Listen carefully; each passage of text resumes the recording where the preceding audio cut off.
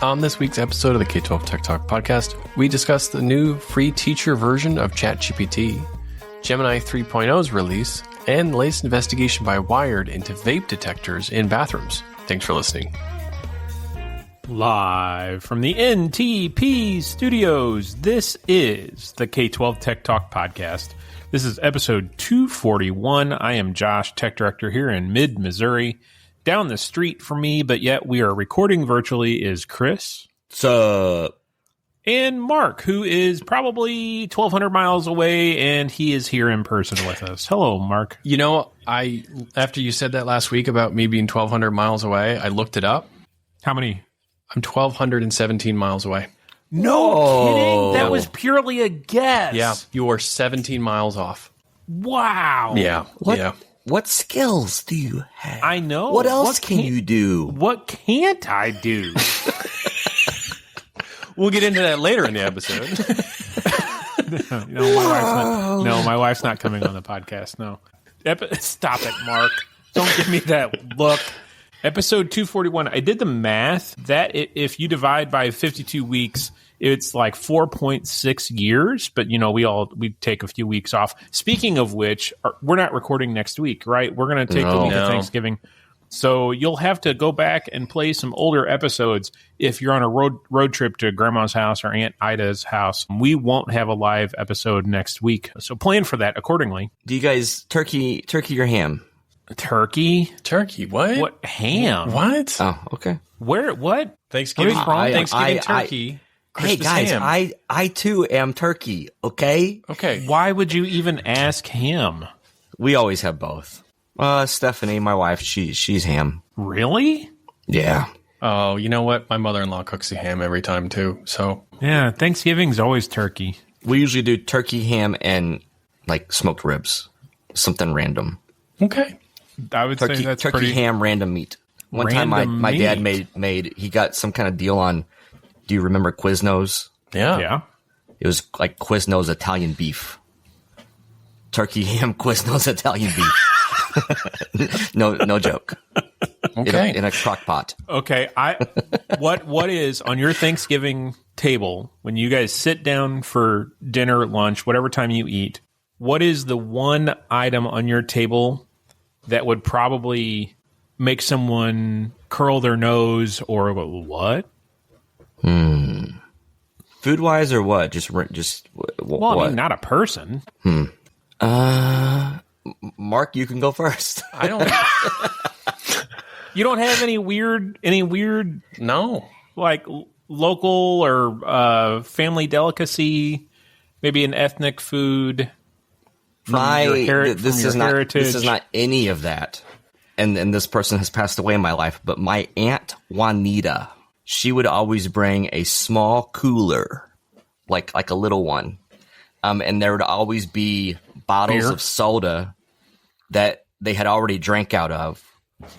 And she would put those out with like the beverages to share with all of us. Why would she bring already drank soda? I shouldn't say always, but that happened a couple times. And then I loved my Aunt Juanita, by the way. But then she would sometimes bring like their leftovers from like earlier in the week or whatever, and that would be like the dish that she would put out. So the running joke amongst the cousins, like we would always discuss, emergency call. Do you think it's NTP, Mark? He's under attack. This will be amazing. I've never hoped for Josh to be under attack, but I'm hoping for it right now. So just for our listeners, Josh quickly went on mute when his phone rang, and we can just see him talking on his phone with a very panicked look on his face. It's the sock. Yeah. It's dren at ntp-inc.com. This is insanity. Do you think he probably won't share what this is unless it's an attack? Josh, get on here. Let's troubleshoot this out, man. There's a lot of facial responses from Josh right now that we're watching. He is drinking his bourbon very, very quickly. No. Oh, no. Yeah. All right. Should we get on with something here? Yeah. Aunt Juanita, loved you. The cousins would talk about what she brought so we could avoid it, is the long story short with that. All Josh is coming back. All right. Sorry about that. What happened here? You want to give us an update on what this emergency was? AV issue in the boardroom during the board meeting. Lame. Oh, Lame. we were genuinely hoping for an attack. Yeah. I know. Okay, so I can talk about that, but I did have an email about that this afternoon. No, the one, back to my question. No, we already answered it. No, we settled it. It's over. You'll have to listen to get that answer. My answer is liver dumplings. So today I was in a meeting in St. Louis, and it's a German delicacy. They're wonderful. I was at a meeting in St. Louis, and I get an email from the NTP SOC telling me that a device on my network was hitting a popular ransomware data exfiltration site. And turns out it was a student on a Chromebook trying to get to a site to play JavaScript games. So, Heck yeah. And I know this student's mom, so I called his mom. I said, "You want to have fun with your?" What an extreme response! Wow, she's an employee. She's right hand. Like this I call her, is hey, crazy. you want to scare your kid tonight at dinner? Tell him that he set off all sorts of alarms, and we went in lockdown mode. So, Java for life. Yep. No, Java for life. Jesus. Mark, dig us out, please. All right. Should we switch over to the news here? I think we should. Do you want to hit a sponsor first? I already did that too. I feel like all right. just chug hard. You were gone for a while. No, it was 15 seconds. Yeah, well, pop quiz. How did my Aunt Juanita die? Because I discussed that if you listen back, and it was a tragic story. Attack from an armadillo. That's incorrect, but thanks for caring. Mark, come on up, please. Okay.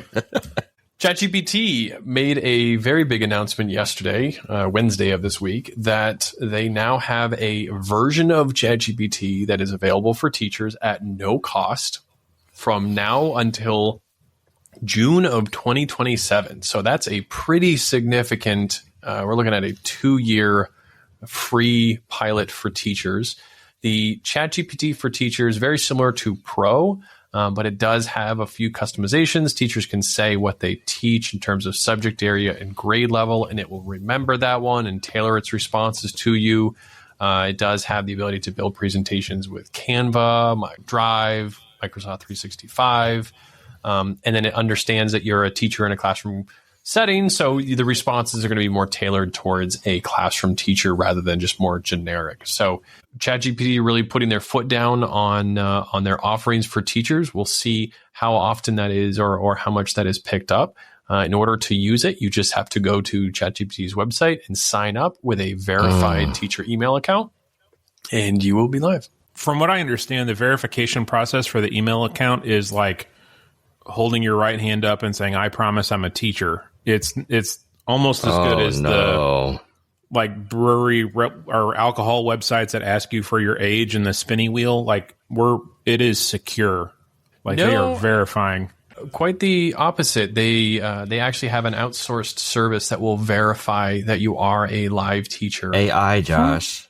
Oh, a friend of ours, a former host on this show yesterday did it. And he's like, yeah, I just clicked verify and it let me in. Well, you have to put in your school name, first name, last name, and email address. So it has to be a school verified email address. It can't be Gmail or whatnot. Well, sure. Right. And then that email account is a verified domain through this external service. So yeah, the kids might get on it. Oh, that's a good question. I don't know if kids can get on there, but in terms of, when you say a teacher versus a school staff member, there's no distinction at that level, if that's what you mean. There he goes again. Oh, no. That projector's down one more time. Mark, how do you feel about this? Are you excited about free ChatGPT for teachers? I don't know. I don't think I really have too strong of a feeling. I mean, I'm glad to see that these AI companies, ChatGPT and Gemini are building stuff specific for teachers. Yes, 1,000%. Yeah, you don't see that in other professions. They're not coming out with like a doctor's version of ChatGPT. So I'm glad for that. I think I'm also glad to see that these tools are being brought in at no cost. That they're making these things available at no cost. They had to have, I feel like the 2027 thing, it makes me think that they asked some schools like, hey, if we're going to give this for free, what's the date? Yeah. If it's only a year, I might be saying like, no, it's just a year. Yeah. 2027 baits me a little bit better to start to get a plan together if it takes off with my teachers, I think. Sure. I don't know what I should look and see. I don't see what the price is, but I'm assuming that it's going to be a pretty expensive model, and the 2-year free promo is to get people kind of hooked onto it. Josh, did you fix that problem? You're back. No. The GPT Pro for the consumer side is like $20 a month, right? Right. But this is a slightly different model. In terms of giving stuff away to teachers, I think I do have a challenge with companies kind of making big statements and big, hey, this is now free, go ahead and use it without really going through the districts. I do feel like, okay, we've gone past this whole free model thing. I think it's in the best interest of everybody if companies were to offer free stuff to direct to school districts. Josh is gone again. AV problem. Oh. Yes, that's what I think gets me quite a bit. I've talked about my AI committee, and we're vetting and we're approving everything, and we landed on no ChatGPT. So now teachers are going to see this in their Facebook feeds, and they're going to want to get some ChatGPT because it's for free. And we literally picked other solutions that we said we're going to fully support. So it kind of makes that hard. Like, you're going in the back doorway. Yeah. Instead of going through superintendent, administration, tech department, you're going to rally up all the teachers to want this thing. I'm glad to see the tools coming out for teachers. I wish they would go through, like you said, go through the front door rather than kind of just handing out to the masses and letting us pick up the pieces. Speaking of announcements about AI tools for teachers, not necessarily specific for teachers, but Gemini 3.0 was announced this week. It is a significant improvement from the previous Gemini model 2.5. So you have additional capabilities within Gemini. They're really going multimodal, and so now you're doing a whole lot more interacting with more than just text. And then they also announced their new image model. So I'm really eager to see how this plays out and to see what this does for the Google Classroom integration. That is available now. And along with that, Gemini or Google announced that college students will have another year free of Gemini Pro. So they can, if college students sign up, same thing with a verified college email address, between now and January, they'll have 1 year for free. There's always been this thing where you give it to K12 for free. Yeah. You get the person hooked and using it and loving it, and then they get into their career or their job, and then they pay. Like, that playbook works. It does. Yeah. So I'm glad they're starting to realize that that's the playbook they should be using. I don't want every single company out there to do that. I think that's a little bit of a management nightmare, but right. Yeah, certainly. All right, next up on the news docket. So a little bit of a backstory. I just got back from a whirlwind trip to Canada where I spent the last 72 hours in the Toronto area visiting with some school districts. By the way, if I get the opportunity to move to Canada, I'm taking it. It was such an awesome trip. It was only an hour-long flight, so I didn't realize how quick Toronto was for me. But it was so nice. And then halfway through my trip, somebody pointed out, did you notice that there's no cars honking? No one honks their horn in Canada. That's funny. It's just quiet and peaceful, and everybody's so nice, and they say sorry all the time. And they say A? I didn't hear any A, but if you get a chance to go to Toronto or Canada in general, I highly, highly recommend it. While I was there, the Canadian Privacy Commissioner came out with a scathing report about the PowerSchool breach from last year. And interestingly enough, the focus of the report really was kind of half towards PowerSchool and half towards the districts. Obviously, the Privacy Commissioner has to oversee the privacy laws for the entire country of Canada. And so the report really was around what the districts could have done differently to prevent this or at least minimize it. There were a few takeaways, and I know we don't necessarily have a equivalent of a privacy commissioner in the United States, but the privacy commissioner in Canada actually has some pretty significant responsibilities and oversight, and outlined a bunch of things that districts need to do moving forward, including enforcing multi-factor authentication on their vendors and making sure that they are enforcing it on their contractors, having tighter breach policies and practices. They noticed that some of the districts did not have a breach response plan. So when PowerSchool did announce it, they really had no plan of action. And so essentially what the Privacy Commissioner of Canada has said is that districts have about a year to respond to how they're going to fix this moving forward. And the privacy commissioner can actually start to enforce the law and require districts to cancel contracts of vendors that do not comply. I like it. So I was shocked. I don't think we really have the equivalent of something like this in the United States. We have a lot of laws, but the amount of teeth that Canadian officials have over this can get to the point where they can basically force a district into canceling a contract with a vendor that does not meet the requirements. Fascinating response. So we'll see what happens as a result of this one. But Canadian districts, the Toronto School Board, Peel, they are now on a timeline to respond to this report to the IPC within the next 6 months, actually, and or face further legal scrutiny. Yeah, we've talked about that before. If I'm not all about government telling us all of what to do, whatever you want to say to that, but I am for, government, make us be secure. Mm-hmm. Make the company do that thing. Make the school do that thing. In Missouri, when the insurance company stepped up and they're going to change deductibles and premiums and stuff, depending upon your cybersecurity within your school district, it made us step up and do that. So I welcome. Yeah, we talked about the PowerSchool thing before. Like, yeah, I would say it's PowerSchool's fault for a lot of this happening. But man, if I was storing all kinds of data that I shouldn't have been storing to begin with, for sure some of that should be on the school district. Why did we have that data in there to begin with, kind of stuff? Yeah, and that was definitely one of the findings as well, is that districts were collecting and storing way too much data within their PowerSchool instance. So I just had a vendor, and not like big national player vendor, but needing to do some SAML stuff with our school district in Google Admin Console, and I was asked to just give them a super administrator account of Google Admin Console. Whoa! To which I said, no, I'm not going to do that. But it begged a bigger question of, because they pushed back on me saying no. Yeah. Because that's the easiest way for them to set up their stuff. Mm-hmm. I agree. Just like not having a lock on my front door is the easiest way for me to get in and out, but I still have a lock. But it begged the question too of how many schools have you asked for this? And they just said, yeah, take it. Wow. Here you go. Yeah, I've seen that before. So, all right. And then lastly, there is an article in Wired. This is another collaboration between Wired and the 74, where they're looking at technologies and privacy within schools. And this particular article is on vape detectors, and specifically vape detectors in school bathrooms and some of the concerns that they had. So first off, they referenced this nickname called Snitch Pucks. Have you heard of this before, that nickname? No, but I like it. I like that too. Snitch Pucks referring to vape detectors. And here's some other things I was a little bit concerned about. Is that a slang term for a vape detector? Yeah. That's what the kids are saying? It's what these kids these days call them. You gotta get, they put snitch boxes in here. Yeah.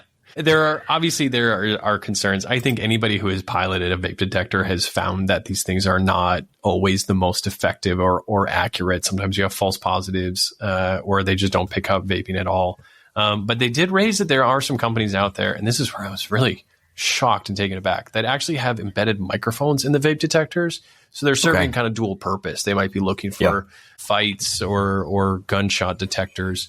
But for me, the idea of having a microphone in a bathroom, that just feels very, very uncomfortable. So I'm very surprised that there's companies even making vape detectors with microphones in them. So they really raised some concerns around the privacy of students within bathrooms and the accuracy. I assume it's doing like the Alexa thing where it's yearning to hear key words or key noises kind of thing. But. Yeah. Which means it's listening to everything at all times. Mm-hmm. And there was an incident where somebody did prove that these things could be hacked. And so, that leads to some very big concerns. If somebody can prove that they can be hacked, then that means that somebody could hack a microphone in a bathroom in a high school. And that is a sentence alone that nobody should ever have to utter. Yeah. I feel like there's all kinds of fart jokes with this, where like you have to go back and all the false positives that you get, and it's just farts. Is that a gunshot? No, that was Mr. Smith. It was Mr. Josh again.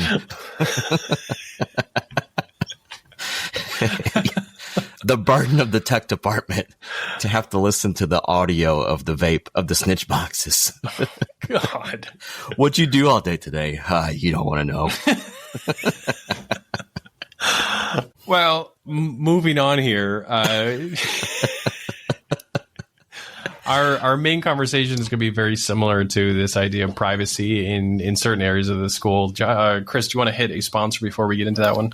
Yeah, VIZOR, a proud sponsor of the K12 Tech Talk podcast, and they've been with us for a while. They can help you with your device collections. If you want to do an audit on all of your equipment, they can help you with that. They know that school budget is tight, so they have a low-cost edition called Essentials that gives you only their needs assessment tools. So check out VIZOR.cloud/K12 Tech Talk. Well, look who decided to show back up. Live from the No. Josh, did you fix the audio-visual problems in your school board meeting? No. That sucks, man. Normally our board meeting has like 3 people there. I walk in and I bet you there was 50 people in the room. Did you just go to the school? Yeah, that's where I was. That's amazing. Yeah. I did forget you live like down the road. Like, Yeah, I could walk if I wanted to. yeah, tell us about this, man. Where I needed to get in the ceiling, there's chairs with people in them, and I'm not making a move 3 minutes before the board meeting starts. So hang on a second. You just left us recording this episode to go into the ceiling during a school board meeting? Mm-hmm. And you didn't tell us? Or You didn't tell us? We could have been watching this live on Did you stream them live here? Oh, God, no. Oh, okay. All right. That's crazy. That would have been funny to watch, though. It Yeah. would have, yeah. So you left with the problem remaining. Yeah, they had to get started. Because our cross-country team won state. The girls won state. Boys came in second, or boys won? One of them won. One of them came in second. They were being honored tonight. It's really important you get that right, Josh. Do you want to just do some research on your cross-country team for a sec? Our cross-country team is the most winning cross-country team in the state for the last, 20 years. So, yeah. Okay. I'm sure the board's not talking about them as much as they are you with letting that problem remain. I couldn't fix it with a room full of people. That's crazy. Well, you haven't missed much. Snitch boxes? Yeah, do you have snitch Snitch boxes? What are those? You'll find out if you listen back. Let's just say we talked about Mr. Josh and the noises he makes around the snitch boxes. Use your imagination. Anyway, back to the main topic of the night. All right. So along the same line of snitch boxes in bathrooms, we had somebody on K12 Tech Pro post a question around security cameras in classrooms. Where are you installing your security cameras? Are you putting them in classrooms? If so, why? Or if not, what is your rationale to your schools? Gentlemen, how are you handling security cameras in classrooms or office spaces? And do you have a formal kind of process or policy for this? I was told long ago that's hard stop, no go, not happening. We have a school, an alternative school that's like bigger open spaces with some dividers and different things where supervision can sometimes be an issue. So in that space, we have these.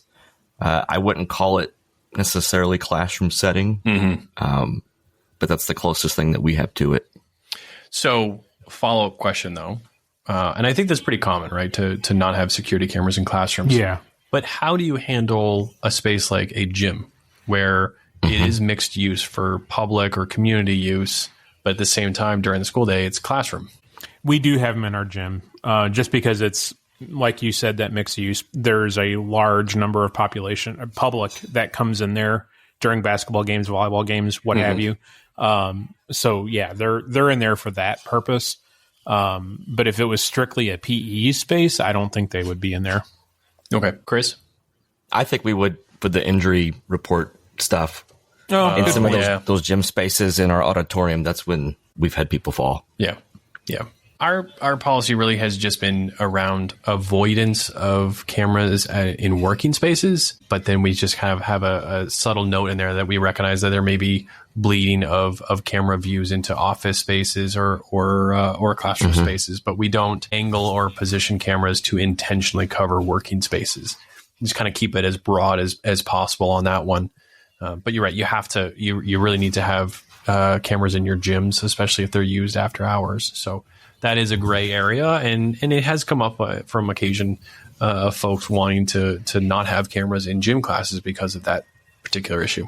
We were adding on to one of our buildings, and it was a huge band room, and 2 of the walls were all glass, and there was an exterior door in that room so that they could take band equipment in and out for when they had competitions and stuff.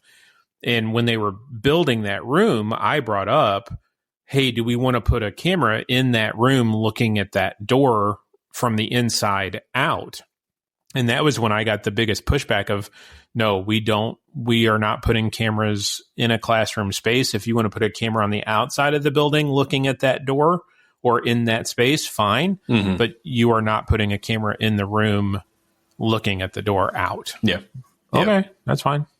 Yeah, and I think we did adjust our camera policy to just state that cameras are not to be used for monitoring employee or student performance. And that was a broad enough category to say, well, that just means that a principal is not going to use a camera to spy on a classroom for any purposes, strictly used for security and safety purposes.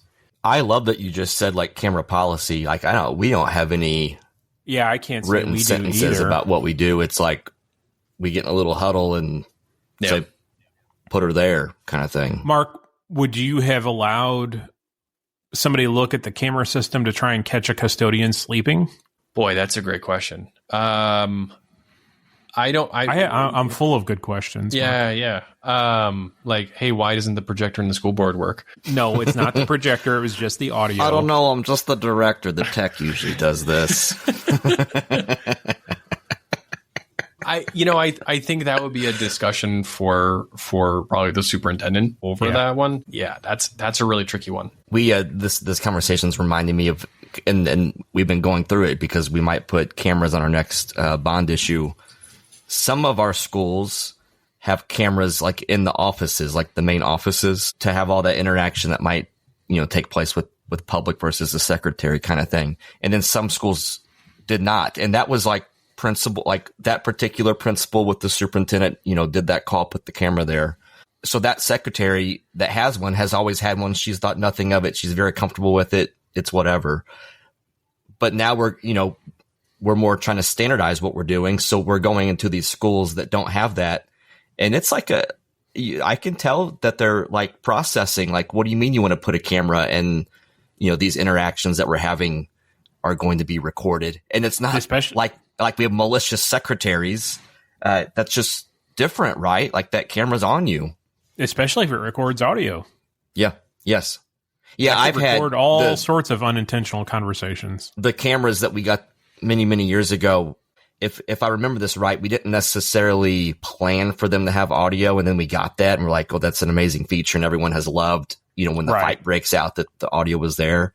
But man, it makes you the tech that's fully aware of that image and that audio quality. And you're talking to somebody in the hall about, I don't like to say gossip. I say scuttle just to make it feel better. But it makes you think through that stuff. And you just think like, does everyone really know what these cameras can do? Right. Yeah. I wouldn't want a camera sitting in my office recording my interactions, right? Yeah. Or naps. Yeah. Good point. So I'll take this one a little bit step further. So, Josh, while you were busy fixing microphones and speakers, we also talked about vape detectors in bathrooms. That was the snitch pucks. So obviously no one's going to put a camera that is facing inside of a bathroom, but it's not unusual to have cameras in the hallways facing towards bathrooms. So does your district have a policy, or how does it handle situations of students being monitored in the hallway, and sometimes that breaches into the frequency of how often students go to the bathroom? This gets into vape detectors being in bathrooms, and then there has been recent concerns this year around those hallway monitoring apps and teachers sharing e-hall passes, teachers sharing and collecting information on how often a student goes to the bathroom. How do you guys handle something like that? Yeah, I wouldn't say that the cameras are being used to monitor how frequently a student uses the restroom, but I think it's a nature of the beast with those electronic hall pass applications that they're being sold with that reportability as a feature. Not necessarily, I don't believe to the teacher level, but definitely to the administrator level, like the principal and the assistant principals, if they needed to look for a behavior incident or a bit like you're addressing this issue with the kid and it's not a medical issue, like this kid's getting out of class to say they're going to the restroom, but they're wandering the halls 6 times a day. I think those applications are being sold with that in mind. Yes. Yeah, we for sure pulled footage during the TikTok trend, the devious lick, when kids were vandalizing things. We had our bathrooms continually vandalized. So they were pulling, here's when we know that happened. Here's when we know that the bathroom sink wasn't flooding. But you can easily start to have the devil's advocate conversation about that footage and what it's used for. Well, there are some vape sensors that will send like a SNMP trap to your NVR for your security camera so that it marks the security footage as outside the bathroom of, okay, vape alarm just went off, mark the footage, who's coming out of the bathroom, so the principal can quickly go look at that footage. Yeah, and there are a lot of privacy organizations. The ACLU has talked about this at length. The 74 and Wired are doing this story about vape detectors in bathrooms. And here we are kind of stuck in the middle of being asked to put microphones, vape detectors, cameras in the areas that could invade someone's privacy. So can I go on the record here? You can. Vape sensors are stupid and a waste of money. Well, Josh, you missed the entire conversation about them. So I know. We're not going to go backwards. I just wanted to go on the record saying that. Okay. Mark and I love them. Yeah. Well, I'm not surprised. Yeah. Mark, I don't know if you were boxing us into this on purpose, but I love how you asked classroom and we said no. And then you asked gym, and then we defined gym as actually being a classroom. Mm-hmm. It's just a big classroom. So I'm okay. I'm okay with kids in the gym classroom being recorded. Mm-hmm. I got there on that. Even the injury report, let's just stick with that. Yeah. I want to know if the kid fell in the gym, but I don't want to know if the kid falls in the classroom, if we're using some of that logic. Because if I'm using that logic, then it does play okay in the class. We're just doing this for school safety. Mm-hmm. Yeah, that is a weird line. Like if you want to know if you want to see the kid falling or what made them fall in the gym, why don't you want to know what made them fall in the classroom? I care about fight in hall, but I don't care about fight in class. Like it all really kind of starts to fall apart. Yeah, it's weird. I will tell you a story of how we had to rapidly put a policy together. We had a school that was expanding just temporarily. They had some construction going on, so we had to rent a classroom in a local community center. Well, the first day we had everything prepped and ready to go. The first day that teacher reported to her classroom in the community center, they found that the community center had installed a camera in that classroom.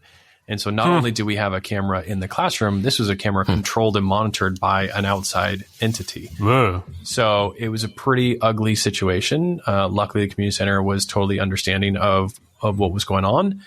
We kind of agreed to have the camera disabled during the class time period, but then they had to, they were able to remotely turn it on after the school day ended. But that was just a situation where we were not prepared, both for the idea of having a classroom or a camera in the classroom, but also an outside agency monitoring and controlling that camera. So luckily that agency was great to work with, but it could have been a whole lot worse. Interesting. Josh, I remember, I don't know if it was, we're pretty close together, but years ago, schools around here, I felt like they were okay with like the camera in like I don't know the proper term, but like the timeout room or like the special services room where you might bring a kid to settle down kind of thing, so that you could watch the footage and, get the sound and stuff. And then, like you said, there was a shift where we're like, hey, we shouldn't be watching the kids or having that footage kind of thing. I don't know if that came from insurance company, if that came from attorney, if that came from waking up and realizing that we shouldn't do that. But I would say years ago, there was a place where you heard of schools doing that, and not so much now. Interesting. By the way, check out ChromebookParts.com. They're a proud sponsor of the K12 Tech Talk podcast. They have a YouTube channel, over 300 repair tutorials, Dell, Windows devices, iPads, MacBooks, Chromebooks. they will walk you through how to use their parts or just parts in general, right, to do your own repairs. So check out ChromebookParts.com. If you mention K12 Tech Pro, if you get a price, you get some special discount pricing with them. And they say if you have questions about Chromebooks on how to fix a thing, you can email them to try to stump them as well. So ChromebookParts.com. Josh, you were away, but do you want to jump into the calendar invite issue that you ran into this week? Well, it's actually been going on a couple of weeks, and this has come up in conversations a couple of different times. I think it's been over on Pro. I was in just a one-off casual conversation with some other technicians this week where it came up, where it seems like the new spam trend is like spam calendar invites from people that you don't have connections with. And the default setting in Google Workspace is just to auto accept calendar invites from anyone. Well, to mitigate this new spam trend, the bad guys figured that out, that they could just spam people with calendar invites and the invites automatically get placed on the calendar, and unsuspecting people just either attend the meeting or click the link and it's a bad link and goes to somewhere, some payload somewhere. There is a setting that is suggested to change now. So let me see if I can pull that back up. It's apps.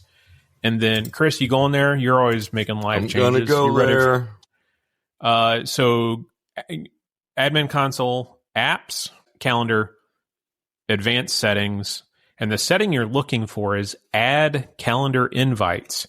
You want it's default to like add all invites to calendar. You want the second option, which is, I don't have it in front of me, something like only known senders or something like that. There is a third option. It's a little bit more restrictive. I think that option is something like only invites that you have replied to. But I think the happy medium is that second option, or that middle option of add invites of only known senders. So that will mitigate that calendar invite spam issue.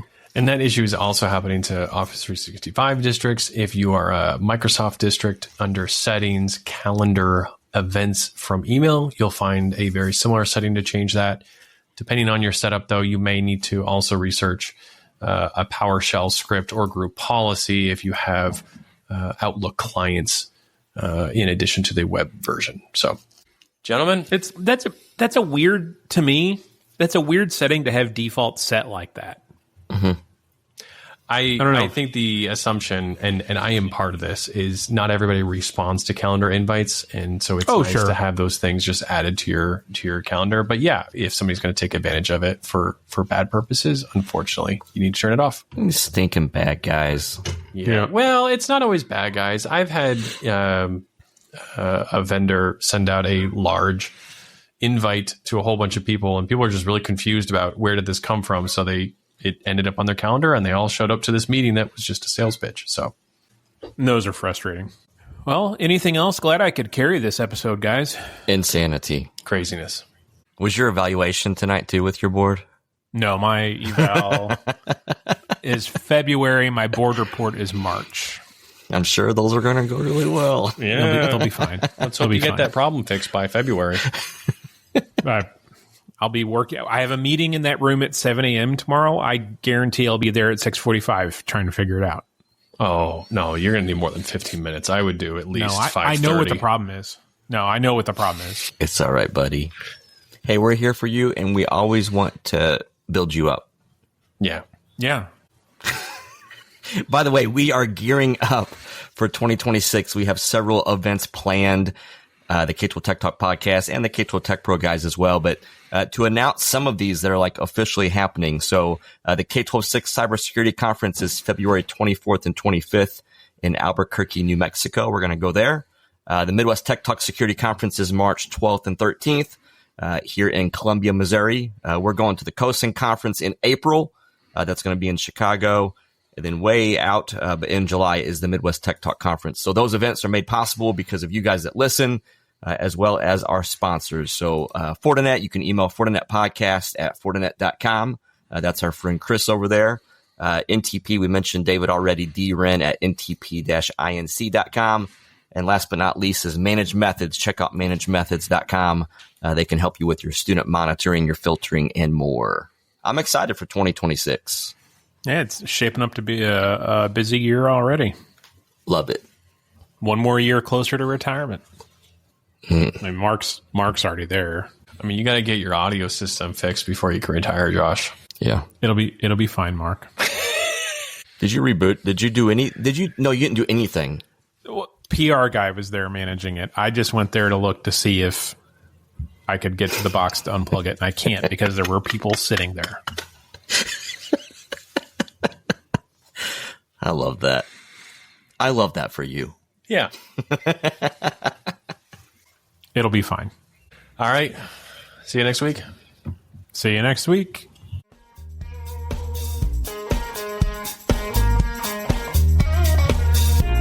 We might not be the same. You share the same pain that I do. The views and opinions expressed on the K12 Tech Talk podcast are the personal opinions of Josh, Chris, and Mark, and do not represent the views or opinions of our sponsors or other organizations that we're affiliated with. The material and information presented here is for general information and entertainment purposes only. Thanks for listening, and we'll see you next week. We were buying words about a phrase of the way. And selling songs just as